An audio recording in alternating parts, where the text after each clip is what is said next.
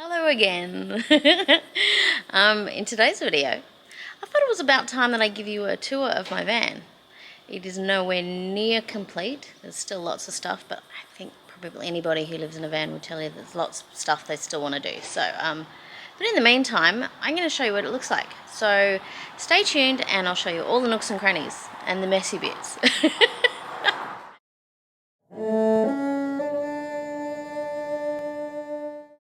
Hello internets. Today I'm going to give you a tour of my van. I figure it's about time. I'm at a showground in Gloucester and this seems like a good spot to do it. It's undercover, it's not super bright, and you can see what I'm doing. So let's have a look around. So this is my van. It's a 1995 Toyota Hiace, standard wheelbase. Not a heap of room in the back, but enough for us to travel and move around in. So I'm going to show you around inside and show you what we've got where and how it all works. Alrighty, here's my van, currently plugged into power at this showground. It was the same price whether we had power or not, so I figured I'd plug in. In the main living area, we have this is the overflow for groceries. This is anything that doesn't need refrigeration right away. I have it hooked up here with a clip so that it doesn't go flying when we're driving. Things like, fruit that is fine and all that sort of stuff. Safety first, we have the fire extinguisher and a fire blanket because I do cook in this area sometimes. So everything is ready where I need it. My fridge is in this spot. It is a brass monkey fridge and it goes alright for a pretty cheap one. I plan to upgrade to a couple of drawer fridges as soon as possible. One will be a fridge, one will be a freezer. In this space behind the cab is my dry pantry.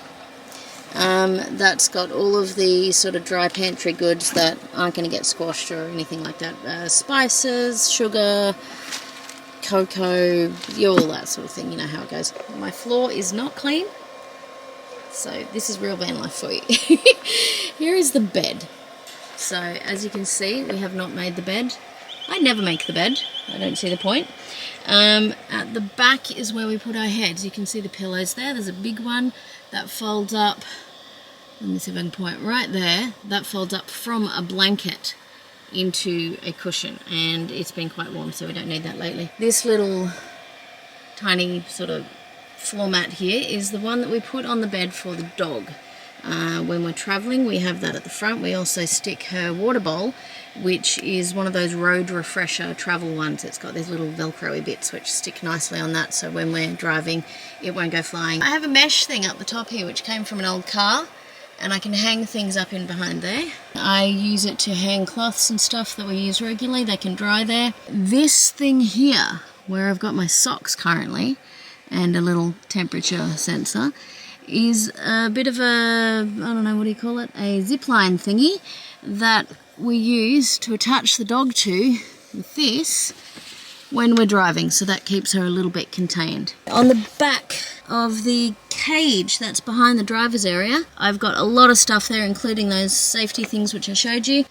Behind here is my DC to DC charger, which I keep covered because those lights are really bright. My Sirocco fan is also attached to this, which is brilliant. I love my Sirocco fan. And on this side, all kinds of things that we need regularly.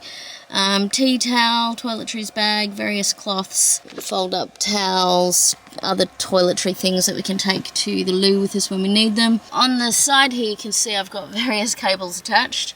The green one is these little fairy lights. There's one of them, and they run all around the outside edge here and then across the top a little bit, and that gives me some nice lighting when I don't need it super bright, but I just need a little bit of light in the van. Also on the inside, in the only place where it fits, of course, along with safety, is the carbon monoxide alarm.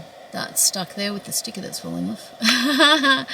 And there's the inside of my flattener vent, which is on the outside, which may or may not be spinning at the moment. No, there it is. You can see my little flattener vent, which works marvellously.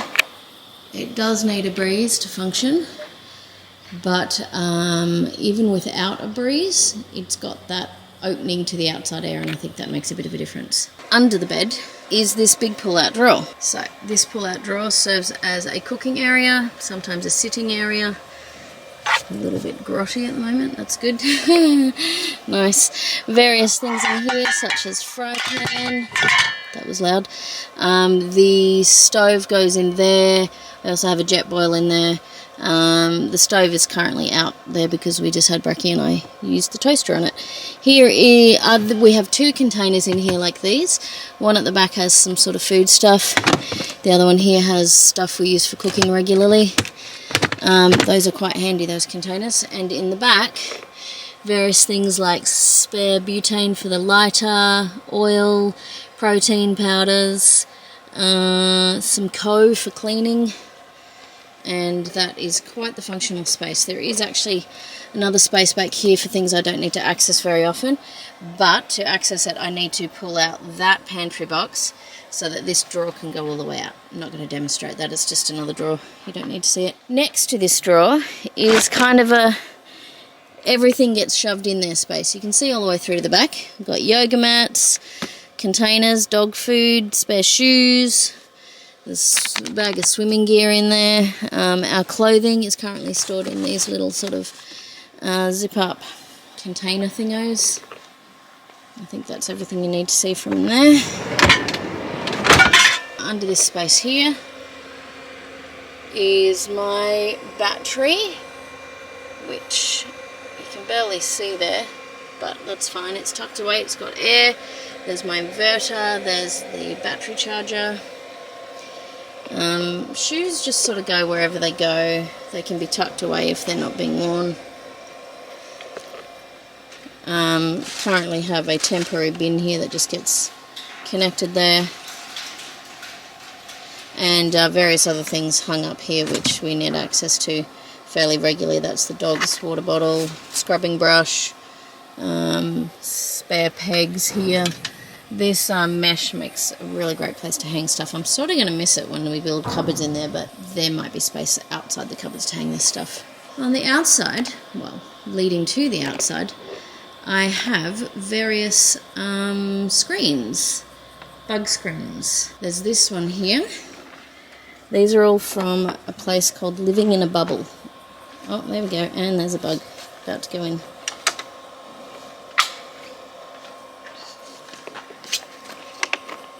They use magnets, so you can see one side down now, and they do up in the middle with magnets. Also on these windows I have the screens also from Living in a Bubble. They work quite well. I keep the strap from them that's meant to go on the inside, I keep it on the outside because when it rains it wicks water on the inside, which is quite disappointing, but I found a solution and worked my way around that. At the back we have the tailgate and another big screen from Living in a Bubble, which is fantastic. It's got a zip and you can access things on the inside via that. Through the back here, I'll lift this up. This is the bottom of that, which I have wrapped around a broomstick.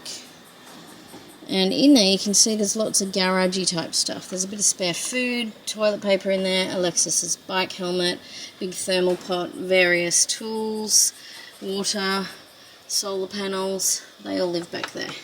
We have this little bike rack which I've just lifted down at the moment, and Alexis's bike goes on there.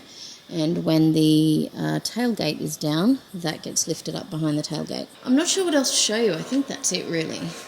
That's probably mostly the important things. Of course, I have lots of plans to improve this, such as some proper shelving for all my pantry stuff so that I won't need to store it all in a box there, and that way I can pull this drawer out all the way. And then room on that side for the drawer fridges, etc. So that's it. It's pretty basic really. That's my van. It works well. We've got everything we need. You do have to fiddle around a lot when you're in such a small space to get the things you need, so you often have to move things out of the way to access other things, which is slightly annoying. One day I would really like to upgrade to a long wheelbase. Maybe one day an even bigger van, but I'm not so sure about that because they're quite tall, and when we travel with the dog, if I can't park in the shade and leave her in the shade in an undercover car park, then it could get too hot for her sitting outside in the car. So that's something I have to think about. But in the meantime, I really love my little van. Her name is Eloise, if I didn't tell you already. And we really enjoy travelling in it. So yeah, it's great. With myself, Alexis and the dog, there's enough room, and we do quite well, I think. Yeah, so thanks for watching. I'll see you in the next video. If you haven't already, please subscribe. Then you'll know every time I have a new video ready for you. And don't forget to also have a Patreon if that is the sort of thing you're interested in. So the links are all in the description. And I'll see you in the next video. Bye.